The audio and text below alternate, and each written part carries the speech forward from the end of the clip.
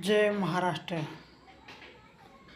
November 3, 2025 महाराष्ट्रात देशात शेतकऱ्यांच्या हवामान अवकाळी पावसानं गोंधळ घातला. शेतकऱ्यांनो, काही काळजी करू नका. आपापलं कोणत्याही जिल्ह्यात राहू दे, आपापलं हुशारीनं राहा. याच्यात गर्जना होत असते. तेच शेतकऱ्याला हवामान आनंदाची बातमी म्हणून मी प्रत्येक रील टाकत असतो.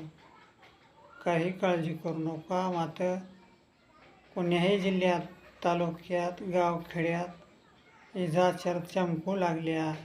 सोलर खाली जायचं नाही, झाडाखाली जायचं नाही. हे अवकाळी पाऊस आहे म्हणून तुम्हाला मी हवामान सांगायलो. आणि अचानकामध्ये वातावरण अनेक बदललं तर प्रत्येक जिल्ह्याला संदेश सोडला जाईल.